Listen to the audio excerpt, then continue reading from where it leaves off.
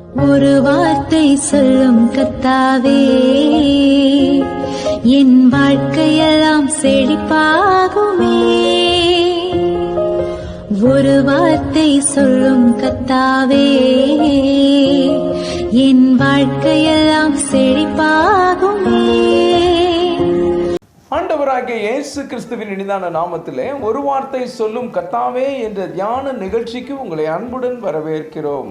கர்த்தர் கிருபையாய் தந்த இந்த நல்ல நாளிலும் மீண்டும் உங்களை கர்த்தருடைய வார்த்தை மூலம் சந்திப்பதிலே மிக்க மகிழ்ச்சி அடைகிறோம். நீங்கள் எல்லாரும் சுகமாக இருக்கிறீர்களா? கர்த்தருடைய கிருபையினாலே நீங்கள் எல்லாரும் சுகமாக இருப்பீர்கள் என்று சொல்லி நாங்கள் நம்புகிறோம். கர்த்தருடைய கிருபையும் சமாதானமும் உங்கள் குடும்பங்களிலே பெருகுவதாக. கடந்த நாளிலே கேள்வி நேரத்தில் கலந்து கொண்டு பதில்களை அனுப்பி கொடுத்த அனைத்து கர்த்தருடைய பிள்ளைகளையும் இயேசு கிறிஸ்துவின் நாமத்திலே வாழ்த்துகிறோம். கர்த்தர் உங்களை ஆசீர்வதிப்பாராக. எபிரேயர் 2ஆம் அதிகாரம் 18ஆம் வசனம். ஆதலால் அவர்தாமே சோதிக்கப்பட்டு பாடுபட்டதினாலே அவர் சோதிக்கப்படுகிறவர்களுக்கு உதவி செய்ய வல்லவராயிருக்கிறார். கிறிஸ்துவுக்குள் மிகவும் அன்பான தேவனுடைய பிள்ளைகளே, கர்த்தர் இந்த நாளிலும் நமக்கு தரும் ஆசீர்வாதமான வார்த்தை என்னவென்றால், அவர் சோதிக்கப்படுகிறவர்களுக்கு உதவி செய்ய வல்லவராயிருக்கிறார். எவ்வளவு அருமையான வார்த்தை பாருங்கள். என்னங்க, சோதனைக்கு மேல சோதனையா இருக்கு, ஒண்ணு மாத்தி ஒண்ணு வந்துகிட்டே இருக்குது. சோதனையை தாங்க முடியல, என்ன செய்யறதுன்னே தெரியல. இப்படி கவலைப்படுகிறீங்களா? கவலைப்படாதீங்க. ஆண்டவராகிய இயேசு கிறிஸ்து சோதிக்கப்படுகிற உங்களுக்கு உதவி செய்ய வல்லவராயிருக்கிறார். 1 கொரிந்தியர் 10ஆம் அதிகாரம் 13ஆம் வசனம் இப்படியாக சொல்கிறது, மனுஷருக்கு நேரிடுகிற சோதனையே அல்லாமல் வேறே சோதனை உங்களுக்கு நேரிடவில்லை. தேவன் உண்மையுள்ளவராயிருக்கிறார். உங்கள் திராணிக்கு மேலாக நீங்கள் சோதிக்கப்படுகிறதற்கு அவர் இடம் கொடாமல் சோதனையை தாங்கத்தக்கதாக சோதனையோடு கூட அதற்கு தப்பிக்கொள்ளும்படியான போக்கையும் உண்டாக்குவார். என கண்பான தேவனுடைய பிள்ளைகளே, எப்பொழுதுமே உங்கள் திராணிக்கு மேலாக சோதிக்கப்பட கர்த்தர் இடம் கொடுக்க மாட்டார். உங்களால் எவ்வளவு தாங்க முடியுமோ அந்த அளவே சோதனை வரும். அது மாத்திரமல்ல, அதை தாங்கிக் கொள்ளும் பலனையும் கர்த்தர் உங்களுக்கு தருவார். அதிலிருந்து நீங்கள் வெளியே வரும் வழியையும் கர்த்தர் காண்பிப்பார். இதில் நீங்களும் நானும் கவனிக்க வேண்டிய விஷயம் என்னவென்றால், தேவன் ஒருவரையும் பொல்லாங்கினால் சோதிக்கிறவர் அல்ல. யார் யாரெல்லாம் சோதனையை சகிக்கிறார்களோ அவர்கள் பாக்கியவான்கள். அவர்கள் உத்தமர் என்று விளங்கின பின்பு வாக்குத்தத்தம் பண்ணப்பட்ட ஜீவ கிரீடத்தை அவர்கள் பெற்றுக்கொள்வார்கள். ஒரு சோதனை வருகிறது என்றால் அதற்கு பின்பு உங்களுக்கு மிகப்பெரிய ஆசீர்வாதம் காத்திருக்கிறது. ஆதியாகமம் 22ஆம் அதிகாரம் 1ஆம் வசனத்தை நாம் வாசிப்போமேனால், இந்த காரியங்கள் நடந்த பின்பு தேவன் ஆபிரகாமை சோதித்தார். நம் எல்லாருக்கும் தெரிந்த ஒரு சம்பவம் தான்.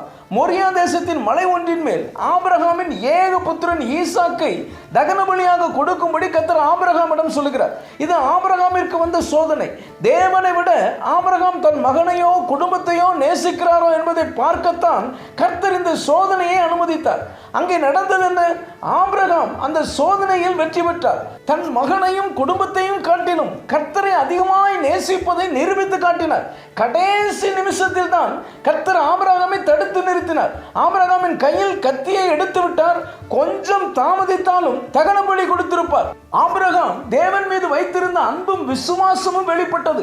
கர்த்தர் அந்த சோதனையில் அவருக்கு உதவி செய்தார். அங்கே புதரிலே சிக்கியிருந்த ஆட்டுக்கடாவை கர்த்தர் காண்பித்தார். அதை தன் குமாரனுக்கு பதிலாக தகன பலியாக ஆபிரகாம் கொடுக்கிறார். இதெல்லாம் கர்த்தருடைய வழி நடத்துதலே. என கண்பான தேவனுடைய பிள்ளைகளே, சோதனைகள் நம் எல்லாருடைய வாழ்க்கையிலும் வரும். அதை நாம் எப்படி எதிர்கொள்ளுகிறோம் என்பதுதான் காரியம். நாம் கர்த்தர் மேல் வைத்திருக்கும் அன்பும் விசுவாசமும் பரிசுத்தமும் சோதிக்கப்படும். 1 பேதுரு 1ஆம் அதிகாரம் 7ஆம் வசனம் இப்படியாக சொல்கிறது, அழிந்து போகிற பொன் அக்கினியினாலே சோதிக்கப்படும்.